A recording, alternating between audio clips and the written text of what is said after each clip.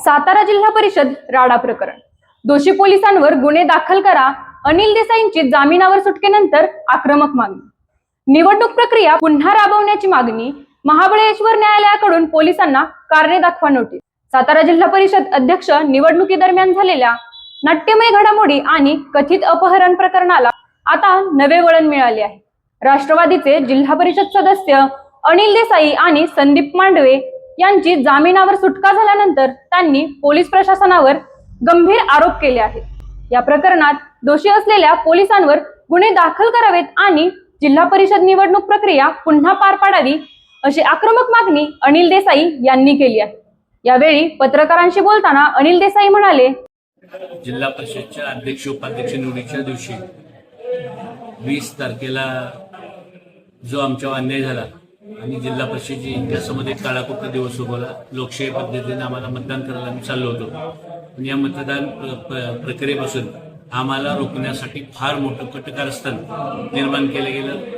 या कटकारस्थानामध्ये पोलीस प्रशासनाचा वापर करून आमच्यावर खोटे नाटे गुन्हे दाखल करून, म्हणजे पहिल्यांदा किडनॅपिंग, नंतर जीवे मारण्याचा गुन्हा, नंतर आम्ही दहशतवादी आहोत की सभा उधळणार आहोत, अशा पद्धतीची वेगवेगळी कटकारस्थान पोलीस प्रशासनानं करून या लोकशाही पद्धतीने मिळालेल्या आमच्या संविधानिक अधिकारापासून आम्हाला लांब ठेवलं. त्याच्यानंतर आम्हाला महाबळेश्वरच्या घाटातून घेऊन जाऊन म्हणजे आम्हाला जीवे मारण्याचा पोलीस प्रशासनाच्या माध्यमातून प्रयत्न झाला. पण नंतर परत त्यांना काही फोन आले आणि तो विषय त्यांनी थांबवला. नंतर आम्हाला जवळच्या कुठल्याही पोलीस स्टेशनमध्ये न घेऊन जाता कोर्टासमोर लवकरात लवकर न हजर करता आम्हाला महाबळेश्वर पोलीस स्टेशनला घेऊन गेले. तिथून सिव्हिलमध्ये 4 दिवस आणून ठेवलं आणि 4 दिवसांनी काल कोर्टापुढे गेलो. मेहरबान कोर्टाला आम्ही सगळी पुराव्यासह आमची सगळी बाजू मांडली.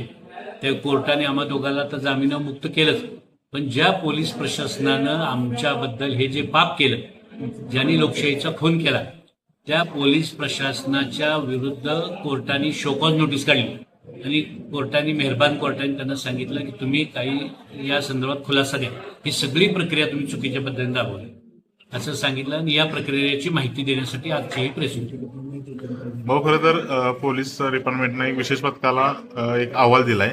मी मगाशी सांगितलं ह्या सगळ्या मनगढंत स्टोरी आहे. पहिल्यांदा जे बापूसाहेब शिंदेचं अपहरण झालं नाही, बापूसाहेब शिंदे ओरडून सांगतायत आणि मी इथं बाजूला आहे. माझं म्हणणं आहे का, साधी गोष्ट आहे, नैसर्गिक न्याय आहे. ज्याचं अपहरण होतं, कधी आपण बघतो घरात नाही का एखाद्या मुलीचं अपहरण होते, एखाद्या कुणाचं किडनॅपिंग झालं, ज्यावेळी अपहरण करता स्वतः येऊन सांगतो की मी मर्जीने गेलो की मला उचलून नेलं, तिथं विषय संपतो ना. तसं बापूसाहेब शिंदे तिथं बाजूलाच होते आमच्या सभागृहात, त्यांनी मतदान केलंय. बापूसाहेब शिंदेना जर त्यांनी अपहरणकर्त्याला पहिला तिथले ती जबाब घेऊ शकले असते ना, पोलिसांनाही फेअर पद्धतीने राबवायचं असतं तर बापूसाहेबांना ते थांबवलं असतं. जसं आम्हाला अडवलं तसं बापूसाहेबाला अडवलं असतं आणि बापूसाहेब जबाब घेतला असतं. तिथे घेऊ शकले असते की नाही पोलीस. बापूसाहेब आज जातात, बापूसाहेब मतदान करतात आणि बापूसाहेबांच्या अपहरणकर्त्यांना उचललं जातं आणि त्यांना जेलमध्ये डांबलं जातं. हा सरासर अन्याय आहे. हा अपहरणाचा बनाव आहे, कटकारस्थान आणि पोलिसांनी केलेली. आमची मागणी आहे, ज्यांनी हा बनाव केला, आम्हाला लोकशाही प्रक्रियेपासून लांब ठेवलं, यांच्यावर गुन्हे दाखल झाले पाहिजे आणि इलेक्शन प्रक्रिया बंद, म्हणजे नव्याने इलेक्शन प्रक्रिया घेतली पाहिजे.